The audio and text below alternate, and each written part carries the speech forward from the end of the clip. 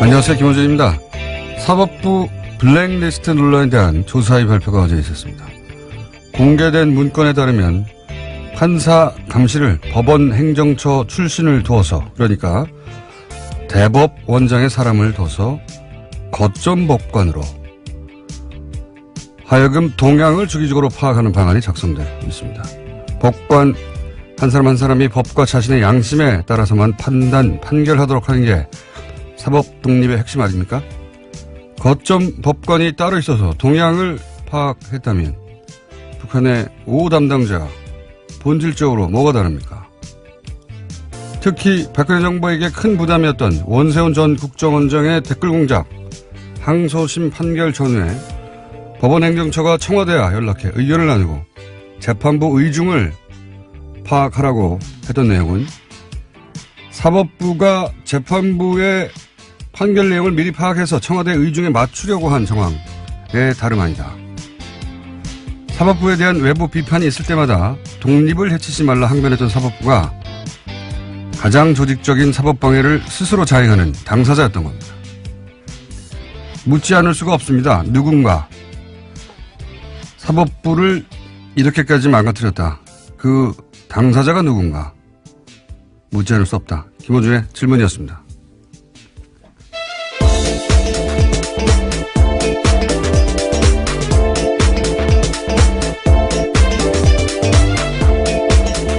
시사인의 김은지입니다. 네. 굉장히 큰 뉴스죠, 사실은. 네, 그렇습니다. 네. 사법부가 독립이 헤쳐졌다라는 건데요. 근데 그게 이제 사법부 내부에서부터 그런 일을 조직적으로 했다는 게, 가장 큰 포인트입니다. 네. 이게 뭐 어디서 찍어 눌러서 예전에 군사정권처럼, 협박을 해서 그게 아니고 사법부가 스스로, 예, 법원 행정처 사람을 거점 법관은 뭡니까? 거점 법관을 둬서 동향을 파악하도록 했다. 판사 한 사람 한 사람은 자부심이 강하고 자기가 스스로 판단한다고 하는 사람들인데 이렇게 거점 법관이 누군가 있었다는 게 자기 주변에 굉장히 충격적일 거라고 봅니다. 그래서 저희가 얼마나 충격적인지 이정열 전 판사님이 직접 나가겠다고 해서 저희가 잠시 후에 요 사안을 좀 더 심도 있게 다뤄보겠지만 일단 뉴스 훑어보겠습니다. 첫 번째 뉴스는 뭡니까? 네, 가장 중요한 뉴스이기 때문에 앞에 배치했습니다. 이른바 판사 블랙리스트를 조사한 법원 추가조사위원회가 어제 조사 결과를 발표했습니다. 2015년 원세훈 전 국정원장의 댓글 사건 재판 과정에 박근혜 정부 청와대 민정수석실이 개입한 정황이 나온 건데요. 이 문서에는 당시 우병우 수석이 이끄는 박근혜 정부의 청와대 민정수석실에서 법원 행정처의 항소 기각을 기대하면서 판결 전망을 문의했습니다. 그러자 행정처가 재판부의 의중을 간접적으로 파악하려고 노력하고 있다라고 썼는데요. 그런데 1심 결과와는 달리 예측이 어렵다라는 이야기도 쓰여 있었습니다. 이게 제가 보기에는 1심 결과는 자기가 알아서 전달했다는 거거든요. 실제 이 이야기는 이 조사 결과가 나오기 전부터 고 김영환 수석 비망록이 나왔을 때부터 네, 수첩에 쓰여 있죠. 계속해서 거론이 됐던 얘기입니다. 왜냐하면 그때 이미 1심 판결 나기 전에 1심 결과가 수첩에 적혀 있지 않느냐. 어떻게 알았냐. 근데 이제 입증할 수가 없으니까 흐지부지 됐는데요. 근데 이제 예측이 어렵다는 표현도 굉장히 두리뭉실하게 이제 순화시킨 거지만 어떻게 예측합니까? 네, 앞선 1심 결과는 예측했다라고 해석되는 대목입니다. 그러니까 예측이라는 표현을 썼지만 사법부가 역술인들이 아니잖아요. 어떻게 예측합니까? 물어봤지. 물어봐서 알아내가지고 알려줬다는 얘기죠. 예. 1심 때는. 2심 때는 뭐, 담당 판사가 완고하다든가 아니면 그 이야기를 전혀 입에 열지 않는다든가 누구한테도 말하지 않는다든가 뭐 그래서 뭐 알기가 어려웠다 이런 얘기잖아요. 1심 때는 말해줬다는 얘기죠. 네, 가장 관심을 받았던 공직선거법 관련해서는요, 무죄를 내렸거든요. 1심 재판은요. 네. 그런데 2심에서는요, 징역 3년 되고요, 법정 구속됐습니다.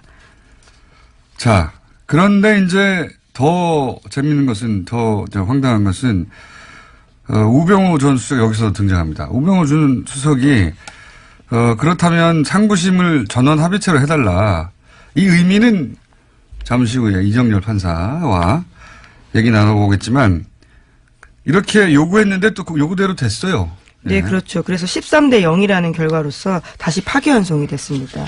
그러니까 여기 쓰여 있는 그대로 실행됐다라고 볼 수 있는 거죠. 파기환송됐다는 요 사건에 관해서 저희가 몇 달 전에 어떻게 파기환송됐는지 진원, 시큐리티 파일, 이 증거 능력을 인정하지 않아서 파기환송됐다 이렇게 얘기했거든요. 네, 핵심 증거입니다. 예. 근데 이제 여기 문서에 보면은 핵심이 증거 능력 인정이다. 예. 그런 얘기가 적혀 있고 그 증거 능력을 인정하지 않아서 파기환송이 돼버린 거죠. 예. 이 파기환송돼서 사법부 내에서도 난리가 났었죠. 이게 뭐냐고. 근데 이제 조금 더 자세히 진원과 시큐리티를 얘기하면 진원하면 무슨 영화 같잖아요. 그게 아니고 논지를 뒤집어 놓은 겁니다. 좀 자세히 설명하자면 이게 무슨 얘기냐면 심리전을 펼칠 때 주요한 이슈가 있잖아요. 네, 매일매일 그런 내용들을 봤는데요. 어떻게 해야 되는지 지시받는 내용입니다. 그러니까 국정원장과 부소장 회의에서 주요한 지시사항이 나옵니다. 논지가 결정되는 거죠. 그 논지가 적힌 거예요. 그걸 진원이라고 제목을 적어 놓은 겁니다. 진원이 뭔지 설명을 안 해주니까 이게 무슨 엄청난 컴퓨터 파일 같잖아요. 그게 뭐 CPU 제목 같잖아요. 논지를 뒤집어 놓은 겁니다. 그 안에 논지. 그러니까 이게 인정이 돼야 국정원장이 부소장 회의를 통해서 결정한 사항이 실행에 옮겨진다. 입증이 되는 거거든요. 지시사항이 있는 내용이니까요. 그리고 이제 시큐리티 파일은 여기 보면은 아이디가 적혀 있고, 그러니까, 그때 당시 심리전단 팀, 안보 5팀인가요? 네, 김땡땡 직원의 이메일에서 나온 겁니다. 그러니까 앞 두 글자 이름이 적혀 있어요. 뭐, 김모, 이렇게 적혀 있고, 한 사람당 30개의, 계좌와 계정요? 계정. 예. 예, 계좌가 있으면 더 놀라운 일이었을 것 같은데요. 계정과 비번이 적혀 있어요. 네. 한 사람당 30개씩. 그리고 22명의 그 실제 명단하고 정확하게 일치해요. 그러니까 이게 초창기의 트윗 계정 아이디라고 하는 거거든요. 이것도 이런 논지가 결정되면 이런 사람들이 퍼뜨렸다. 결정적인 거죠. 예, 심리전의 범위가 확 넓어지는 겁니다. 예. 그러니까 지시사항을 그대로 수행했다. 이거는 뭐 이게 인정되면 흔히 말하는 요즘 빼박인 거죠. 빼박. 그런데 이거를 증거 능력을 인정하지 않았어요. 왜 인정하지 않았냐? 본인의 이메일이 맞고 본인의 이메일에서 나온 것도 맞고 본인의 이메일에 해킹된 적도 없고 그런데 내가 작성한 게 기억나지 않는다. 예, 갑자기 그렇게 부인했습니다. 처음에 재판 나왔을 때만 하더라도 그렇게 이야기 안 했는데요. 어디서 코치를 받고 왔는지 두 번째 재판 나왔을 때 그렇게 말을 바꿨거든요. 본인의 이메일이고 그리고 해킹된 적도 없고 자기께 맞으면 부인할 수가 없잖아요. 그래서 부인하지 않았어요. 근데 갑자기 부인을 합니다. 기억나지 않는다고. 그랬더니 증거 능력이 없다고 파기환송을 해버린 거, 이거 황당한 일이 벌어졌는데 그게 그냥 벌어진 게 아니라 이런 주고받는 상황에서 이런 일이 벌어졌다는 겁니다. 예, 대법원 행정처가 코치했다라고 볼 수밖에 없는 상황이죠. 당연히 그렇게 의심을 할 수밖에 없는 겁니다, 이제. 그런 일이 그러니까 특정 재판에 대해서 사실은 이렇게 끌고 가야 되겠다고 청와대와 사법부의 법원 행정처에서 계속 의논했던 거죠. 그래서 이렇게 하면 된다. 그래서 그 방향으로 가서 실제 그렇게 얼토당토하는 결과를 내버린 거예요. 네, 그 증거가 나온 겁니다. 이번에 물증이요. 더 황당한 것은 지금 이게 이제 사법부가 자체적으로 그 당시 그 당시 행정처에서 쓰이던 그 주요한 그 컴퓨터를 다 열어본 게 아니에요. 다 네, 열어본 그렇습니다. 게 아니고 지금 법원 행정처에서는 거부했어요. 달라 그러는데. 거부를 해가지고 키워드 검색을 한 겁니다. 또 똑같이. 국방부 자체 조사가 우리가 신뢰할 수 없다고 하는 이유 중에 하나가 압수수색을 못하게 하는 거 있잖아요. 마찬가지입니다. 여기서는 키워드 검색을 해서 걸린 것만 나온 거고요. 게다가 그 컴퓨터에서 발견된 파일이 그런 방식으로 한 760개 정도 되는데 이 중에 300개는 이미 삭제된 거예요. 760개를 그럼 다 열었냐?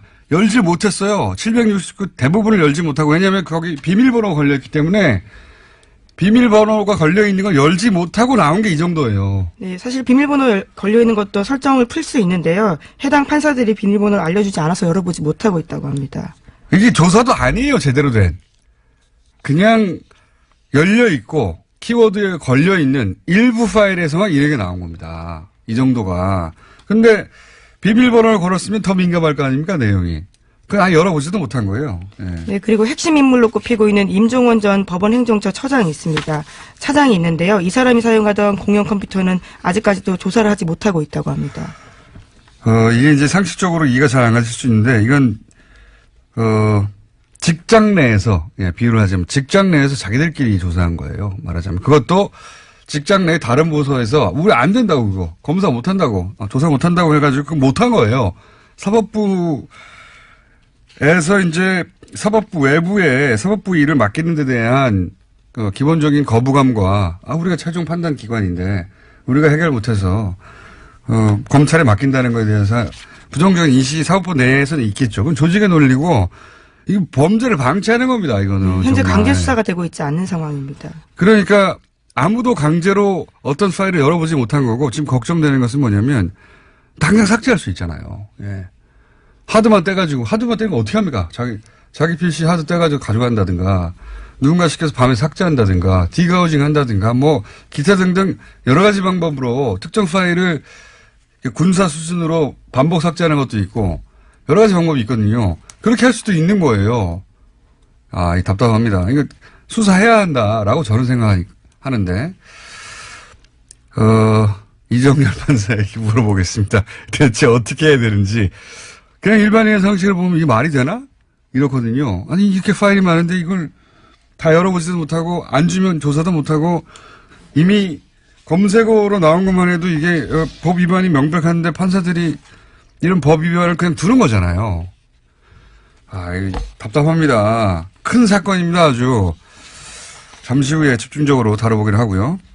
자, 다음 뉴스는 뭐가 있습니까? 네, 다스 관련 소식 빼놓을 수 없습니다. 이명박 전 대통령의 다스 설립 자금 4억 2천만 원 됐다라는 핵심 증언이 나왔습니다. 시사인 보도인데요. 김성우 전 다스 사장의 검찰 진술이기도 합니다.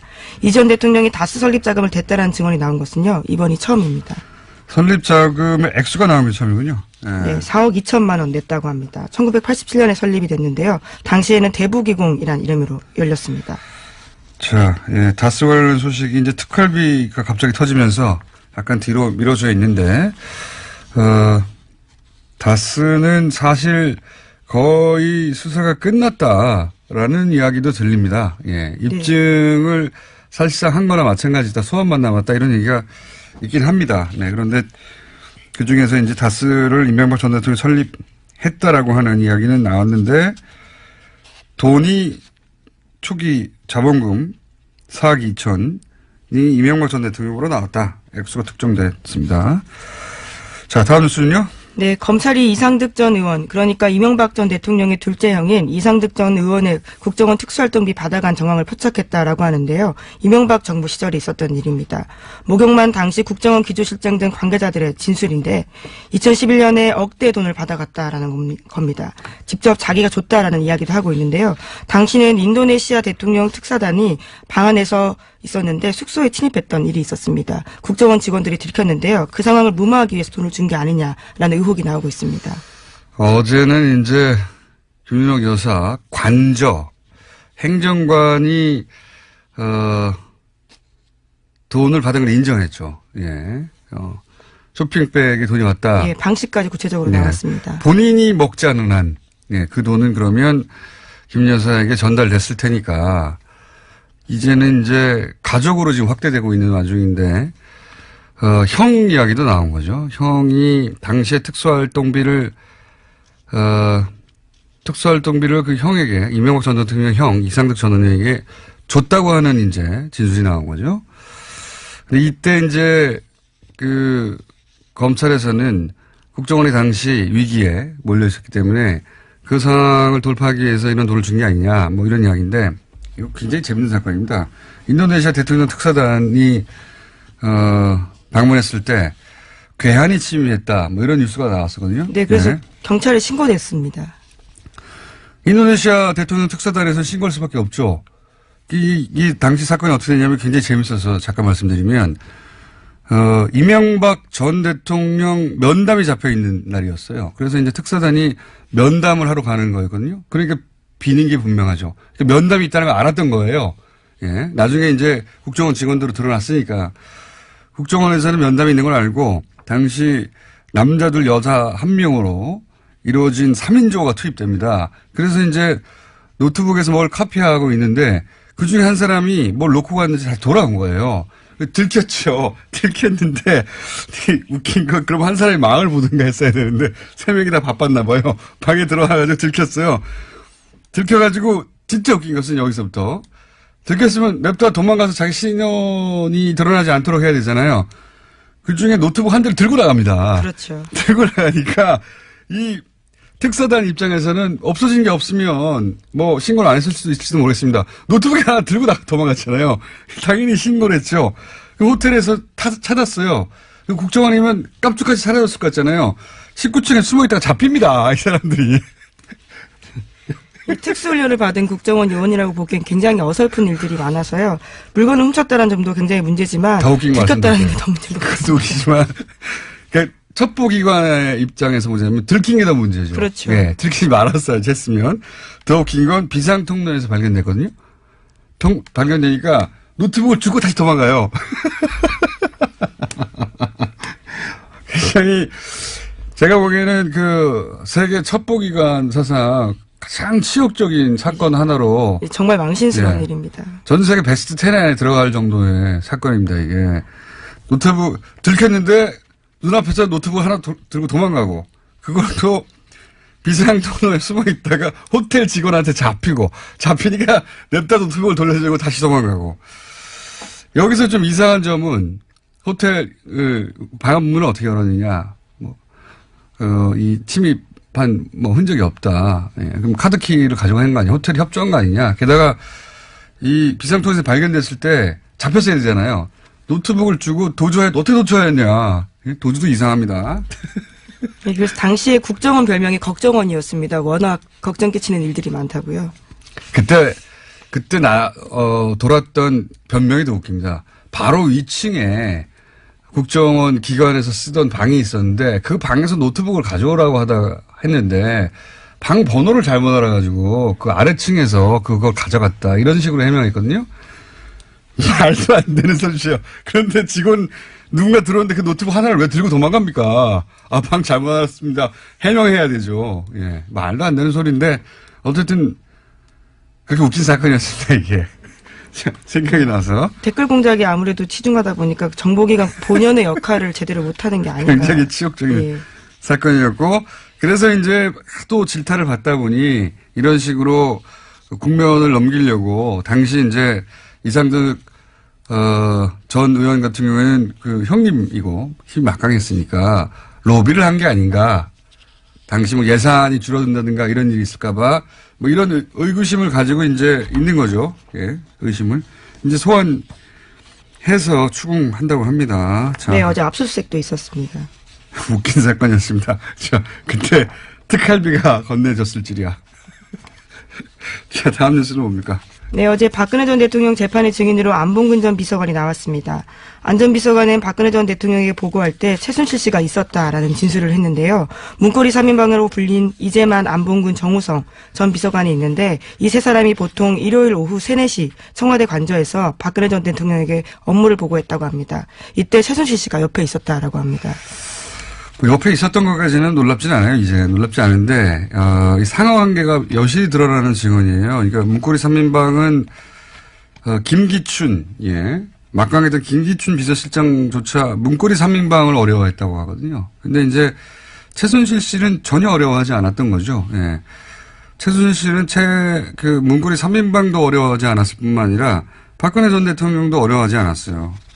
여기 보면 대통령한테 보고를 하는데 그냥 들락날락 왔다 갔다 했다는 거잖아요. 예, 다 앉아있는데 혼자만 계속 왔다 갔다 하고 있었다고 합니다. 그러니까 보통 이제 대통령한테 누군가가 참모들이 보고하고 하면 그 자리에서 참석하거나 참석하지 않거나 하는 것이지 어른들한테 얘기하는 왔다 갔다 하지 않잖아요. 대통령이 아니어도 왔다 갔다 했다는 거예요. 그리고 누구도 그러지 말라거나 나가 있으라거나 말하지 못하였다.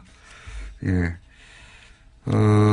최순실 공화국이었다 실제 이런 얘기입니다. 자. 재미있는 큰 사건이 있어서 얘기하다 보니까 뉴스를 몇 개 못했네요. 예. 제목 한두 개 정도는 읊고 지나가야 되겠습니다. 예, 어떤 걸로 할까요? KBS 네이버 그리고 평창 올림픽이 있는데요. 예. 예. 제목만 읽어주세요. 예, 알겠습니다. 고대훈 KBS 사장에 대한 해임 제청안이 어제 이사회에서 가결됐습니다. KBS 이사회가 6대1로 해임 제청안을 통과시켰는데요. 그래서 이제 언론노조 KBS 본부가 내일 오전 9시부터 업무에 복귀한다라고 합니다. 아, 드디어 복귀하는 거군요. 예. 자, 일각에서는 이제 정현주 사장도 이런 식으로 해임했다라고 물타기를 하는데 완전한 차이가 있죠. 뭐 정권이 찍어 누른 케이스였고 이거는 구성원들이 받아들일 수 없다는 겁니다. 네. 본질적으로 완전히 다른 사안이고요. 자, KBS 사안도 일단락이 돼가고 있습니다. 자, 다음은요. 네, 네이버 내부 데이터를 한국일보가 단독 입수해서 보도했는데요. 오늘 아침입니다. 메이크로 프로그램 사용 흔적은 없다라고 하는데요. 하지만 하나의 IP에서 최대 11개의 아이디를 바꿔가면서 공감 추천을 한 경우가 있다라고 합니다. 네이버의 내부 데이터를 어떻게 한국일보에 입수합니까? 네이버가 준 거죠. 예. 네이버 입장에서 이제 소위 그 프로그램이 사용된 게 아니다라고 하는 해명을 하고 싶었나 봐요. 네이버의 언론 플레이라고 봐야죠. 네. 어쨌든 그 와중에서도 IP 하나에 뭐 여러 아이디가 등장하긴 한다. 근데 프로그램은 돌아가지 않았다. 이런 네이버가 억울해서 내놓은 네. 항변이 실린 보도인 것 같습니다. 이건 수사가 들어갔을 테니까 다음에 또 추가로 나오겠죠, 실제. 다음은요? 네, 평창 동계올림픽 주간 방송사가 미국 MBC인데요. 여기에 사장이 방북을 했다고 합니다. 또한 광고 수익이 1조 원대 이를 것으로 예상된다라고 합니다. 광고 수익이 1조 원대라는 의미는 뭡니까? 네, 광고 수익이 1조 원대라고 하는 건요. 광고 판매량이 이제 9억 달러, 9,500억 원을 넘어선다라는 건데요. 그러니까 지난번 소치 동계올림픽 때보다 더 많은 광고가 팔렸다라는 겁니다. 광고가 역대 1위다 뭐 이런 그런 얘기인가 보죠? 네. 우리 생각하고는 다르게 평창 올림픽이 흥행이 되고 있다 이런 얘기네요. 이야기도 잠시 후에 저희가 김지훈 박사 오랜만에 모셔가지고 예, 미국 셧다운 얘기와 함께 좀 다뤄보겠습니다. 시사인의 김은지였습니다. 감사합니다. 법원의 추가 조사위, 예, 블랙리스트에 대한 추가 조사위죠. 조사 결과 블랙리스트가 있다 없다 뭐 이런 식의 보도도 있습니다. 이 논란 한번 짚어보겠습니다. 제대로. 법무법인 동안의 이정열 사무장, 과거에는 부장판사였습니다. 그래서 모셨습니다. 직접 스튜디오에 나오셨습니다. 안녕하십니까? 안녕하십니까? 예. 우선 본인의 이름도 있었나요? 당연히 있었겠죠. 예. 웃으면 안 되는데. 그리고 예. 아시는 분들도 일부 있으시겠습니다만 부부 부장판사였습니다. 한 분은 사무장이고 이제는 한 분은 여전히 부장판사님이시죠. 예. 예. 혹시 그 부인의 이름도 등장했습니까? 네. 네, 부부가 다 등장했습니다. 저희 애들 엄마의 경우에는 칭찬하는 쪽으로 써 있어가지고. 칭찬하는 쪽으로. 어쨌든 성향은 파악되어 있었다. 여기 이제 언론에서 예. 초반에 리스트는 없었다라는 식의 보도도 있었고, 어떤 언론에서는 리스트가 없다고 할 수 있느냐, 좀 애매모호한 애매모호한 분석 혹은 뭐 조사위도 리스트가 있다 없다고 말하지 않았다, 이런 식의 이제 애매모호한, 마치 리스트가 없었던 것 마냥 보도되기도 했거든요. 이게 저는 말이 안 된다고 보는데 어떻게 보십니까? 당연히 말이 안 되죠. 네. 이게 리스트라는 게 그야말로 뭐 엑셀 파일로 네. 뭐 표로 1번부터 100번 막 쭉. 그렇죠. 순번 매겨가지고 네. 그것만 리스트냐? 그거는 아니죠. 중요한 것은 이런 리스트라는 것을 만들어서, 그러니까 리스트의 목적에 해당하는, 네. 감시하겠다, 사찰하겠다, 불이익 주겠다, 그래서 특이한 사람 찍어내겠다 하는 그런 목적으로 작성된 또 그런 작업이 있었느냐가 그게 블랙리스트 핵심이거든요. 그러니까요. 이게 엑셀 파일이 아니냐고 중요하지 않지 않습니까? 예. 그리고 뭐 조선일보를 비롯해서 일부 몰지각한 업체란다. 매체에서 죄송합니다. 방송사고입니다. 매체에서 리스트 얘기하고 있는데 리스트 유사한 거 있었습니다. 여기 보면 엑셀 파일도 있긴 있었습니까? 예. 보면 사법행정위원회 위원 후보자 검토라고 하는 문건에서 이게 뭐냐면 사법행정위원회라는 걸 법원행정처에서 만들게 되는데 여기에 소위 왕당파만 들어가면 이 위원회가 이제 공격을 받을 수가 있다. 그러니까 왕당파 말고 저쪽 편 입장에서 볼 때 이쪽 편. 네. 예. 그러니까 뭐 소위 말하는 이제 뭐 좀 진보적이라거나 네. 뭐 대법원의 비판적이라든가 그런 사람들을 다수 집어 넣어야 된다. 몇 명은 넣어서 이렇게 물타기를 해야. 그렇죠. 공격을 안 받는다. 예. 그러면 그런 성향의 사람을 알아야 되잖아요. 그 성향의 사람들 명단을 작성을 했습니다. 아, 그렇군요. 그게 64명이 있습니다. 이 표가 있어요. 좀 보여주세요. 예. 이거 보이는 라디오도 나가죠. 네. 아, 엑셀 있습니다. 여기 보면 뭐가 나와 있냐? 있어요, 리스트. 1번부터 쭉 있고요. 예. 이름. 이거 뭐 1번 김땡땡 뭐 이렇게 나오는데 이거 전 보면 누군지는 아는데 말씀 못 드리겠고요. 현재 직책 서울고등 고법부장, 연수원 기수, 생년, 출신 고등학교, 대학교, 그다음에 이제 경력이 나오는데 다 이런 거 써 있습니다. 우리법, 노동법, 젠더법, 인권법. 그다음 옆에 특성, 뭐 기본적으로 보수 성향, 뭐 우리법 연구회 회장 역임, 뭐 여성 친화적 가치관. 이거 다 사찰에 써놓은 거. 이것도 최소한 리스트 아닙니까? 당연하죠. 예. 그러니까 리스트라는 게 1번부터 뭐 100번까지 번호 매겨서 네. 판사 전원의 그 블랙리스트가 있느냐 이렇게만 바라보고 그게 없으면 다 블랙리스트가 없다라고 말하는데 그거 말이 안 되는 거고. 그렇죠. 성향 파악하는 게 결국은 그 리스트인데 실제 64명의 리스트는 있고 예, 있고요. 그 외에도 성향을 파악하고자 했던 정황, 성향을 파악한 정황이 계속 있는 거 아닙니까? 그렇죠. 그런 문건들은 너무 많이 발견돼서. 그 리스트, 블랙리스트 있는 겁니다. 예, 있냐 없냐 따질 문제도 아니고 있냐 물으면 있습니다. 예. 예. 그리고 정말 진짜 그 사람들이 말하는 블랙리스트 저는 찾을 수 있다고 생각합니다. 실제 예, 그것도 그건 있을 것이다. 예, 나중에 뭐 기회 있으면 다시 말씀드리고요. 분명히 기회 있습니다. 지금 왔어요. 예. 이게 제가 예, 오케이. 예. 지금 이번에 이 추가조사위원회에서 그 발표를 하면서 대상이 됐던 문건들이 예. 발견된 문건들이 2015년, 2016년 판이잖아요. 예. 그럼 그 이전 건 어디 갔습니까? 그렇죠. 예. 그런 리스트는 진작부터 있었을 수 있고. 예, 그러니까 이게 양승태 지금 대법원장. 이게 두 가지 지금 방법이 있는데요. 하나는 어제 뭐 보도가 나오긴 했습니다만 이 법원행정처라고 하는 데가 기본적으로 판결을 쓰는 데가 아니기 때문에 판사들한테 익숙한 자리가 아니거든요. 행정직 자리겠죠. 그렇죠. 예. 그러니까 업무 인수인계가 정말 뭐 이렇게 뭐라 그래야 되죠? 타이트합니다. 아하. 그러니까 종전에 있던 자료들 다 하나도 안 버리고 축적돼서 봤거든요. 아하. 그래야지 옛날에 또 판사들이다 보니까 꼼꼼해가지고. 그렇죠. 그런 게 옛날에 문서에. 뭐라고 어떤 형식으로 썼는지를 알아야 그래야 그거를 뭐 베끼든 뭐 벤치마킹을 하든 해가지고 쓰니까 아, 그렇죠. 옛날 형식 것들 다 자체도 있어요. 모르니까. 다 있습니다. 그 안에 다 있다. 예, 근데 그게 지금 이제 삭제를 했겠죠. 증거인멸 한다고. 300개는 삭제했다는 나왔어 이미. 예, 그렇죠. 예. 그런데 지금 현재 이번에 그 조사 대상이 되었던 PC가 예. 보통 이제 판사들이 쓰고 있는 PC 같은 경우에는 한 2, 3년 주기로 바꿔주거든요. 교체를 네. 합니다. 신형으로. 제일 좋은 거. 하지만 파일은 옮긴다는 거죠. 그렇죠. 파일은 옮기죠. 예. 그리고 그 쓰던 PC는 이제 법원 일반직 공무원들한테 가거든요. 예. 그러면 거기에 지금 이제 지워진 파일들이 있겠죠. 아, 그걸 조사하면 된다. 그렇죠. 근데 이거는 못 봐요. 왜냐하면 법원에 이번에 지금 추가조사위원회에서는 어차피 강제 수사권이 없기 때문에 이건 그렇죠. 압수수색해야 되거든요. 이건 수사기관이 나서야 되는 거죠. 그러니까 지금 그 조사의 한계가 법원 행정처에서 그 내가 못 줘. 그러면 조사를 못 했다는 거잖아요. 그렇죠. 그러니까 우리는 일반적으로 아니 대법원장이 직접 나섰는데 그게 안 되나 싶은데 그게 안 되나 봐요. 그러니까 일단은 조사기 때문에 이 조사라고 하는 건 임의 수사라 그래서 상대방의 동의가 있어야 됩니다. 아. 동의가 없으면 어떤 이제 긴급 피난이라든가 아주 어려운 이론을 들이밀면서 이제 예외적으로 극히 예외적으로 할 수 있는 거죠. 서로들 판사기 때문에. 그러니까요.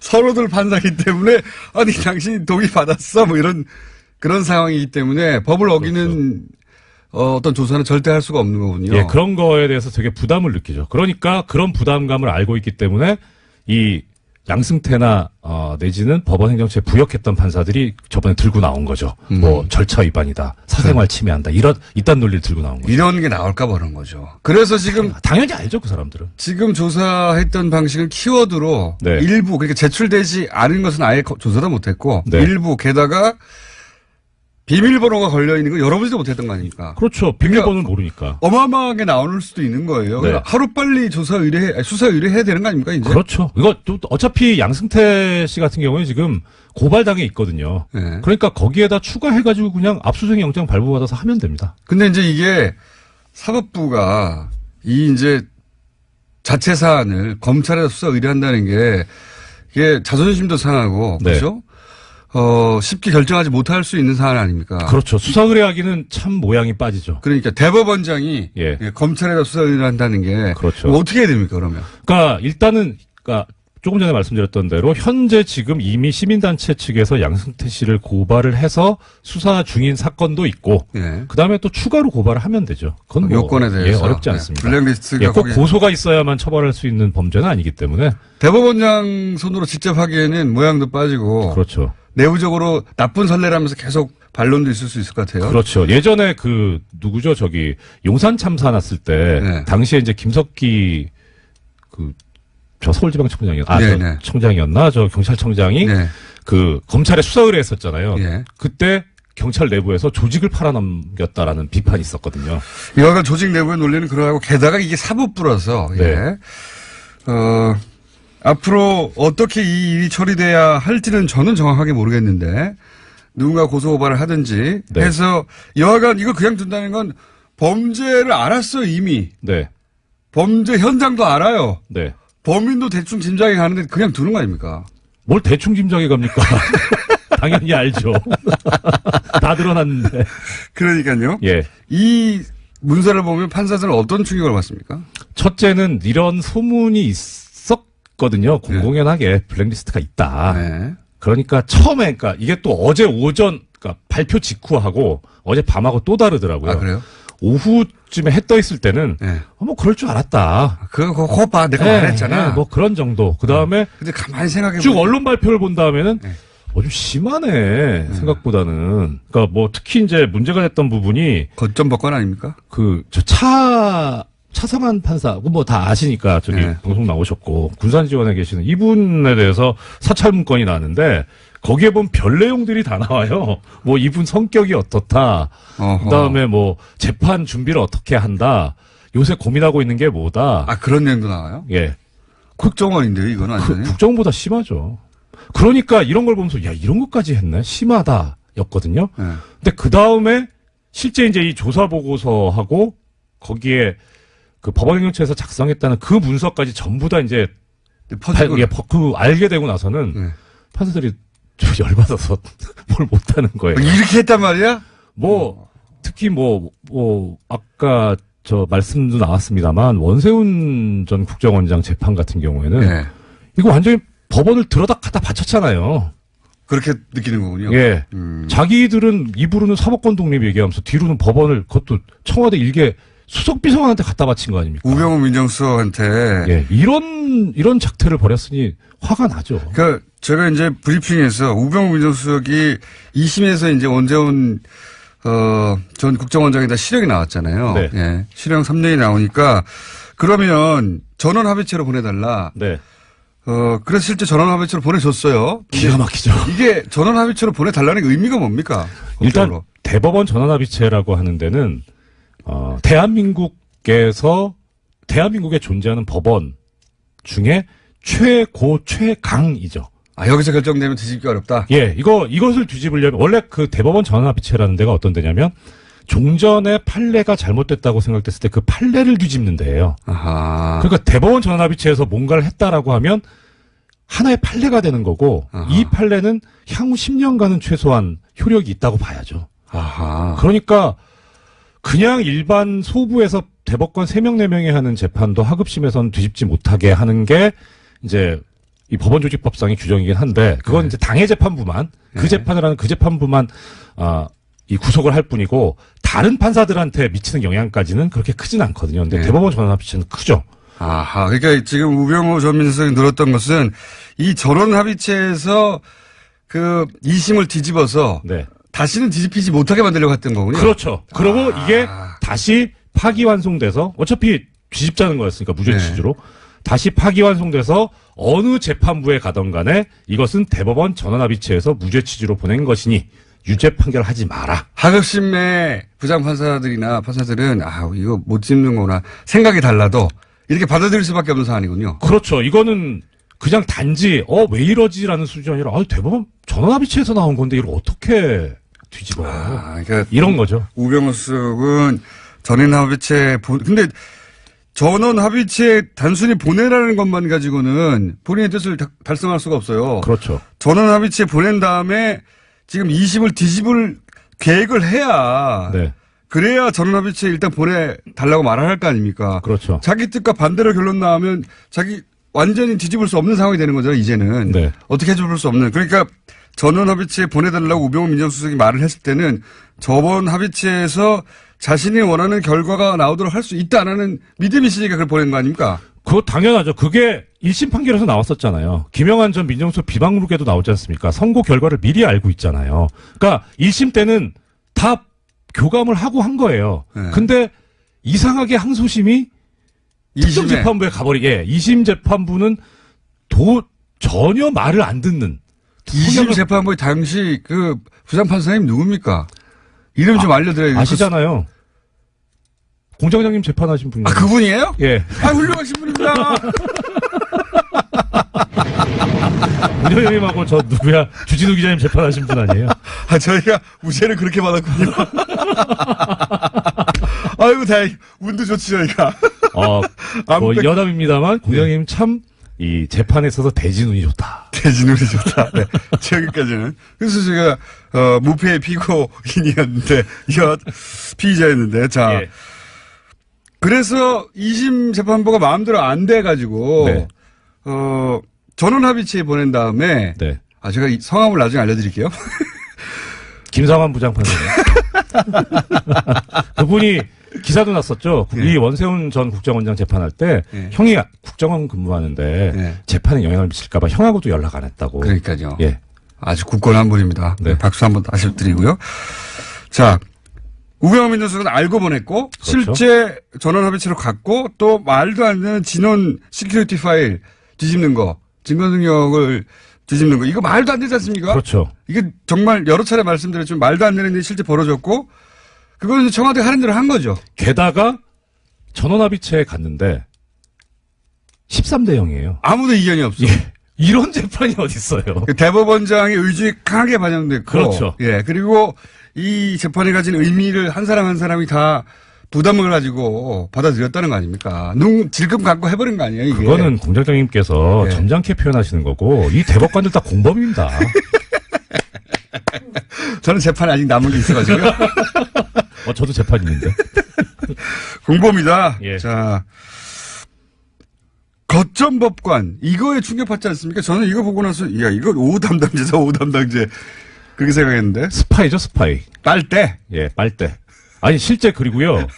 이게 더 충격적인 게, 지금 판사 블랙리스트 관련해서 징계를 받은, 고등법원 부장판사급 판사가 있는데, 네. 이분이 국제인권법 연구회 회장도 합니다. 아하. 그러니까 네. 그 당시에 무슨 소문이 돌았냐면, 저 양반이 약간 좀 보수적 성향으로 알고 있었는데, 국제인권법연구회 회장을 한다?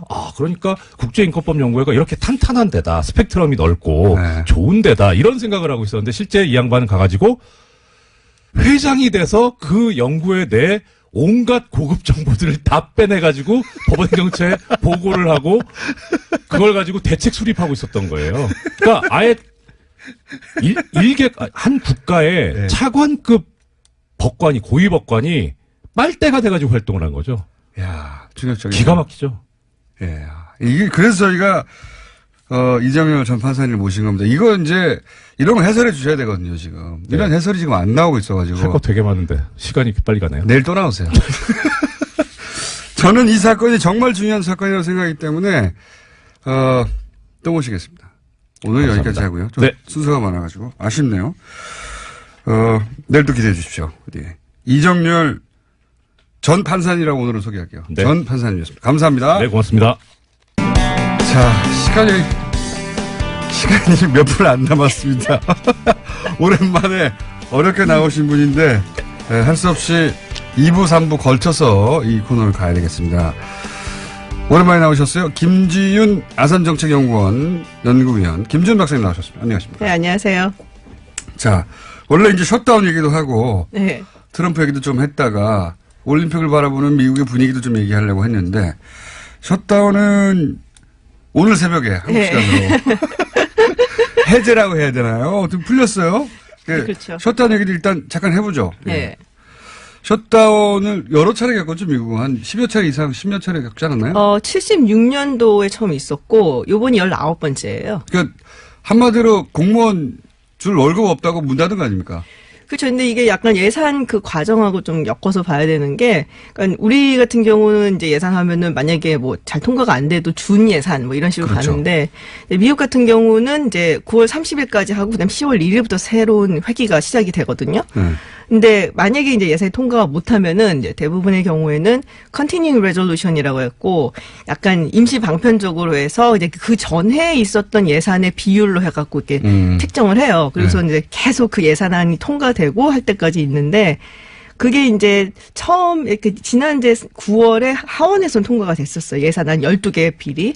근데 이제 상원이 이제 안 돼갖고 12월 이제 8일 날 그러면 다시 하자. 그랬다가 12월 22일까지 또 늘렸다가 이번에 19일까지 늘렸는데 이제 그때까지 그게 안 되는 바람에 그러면 예산이 지금 이제 더 이상 지급이 안 되니까 뭐 정부를 이제 셧다운 해버리는. 그럼 예를 들면 이렇게 서방사도 안 돌아가고 그죠? 군대도 그런 정도는 해요. 군대나 이런 것들은 이제 기본적인 스킬치는 그건 되는데 이제 좀 자잘한 거 뭐 환경청이라든지 뭐 에그리컬처라든지 뭐 이런 건 이제 안 되는 거죠. 네.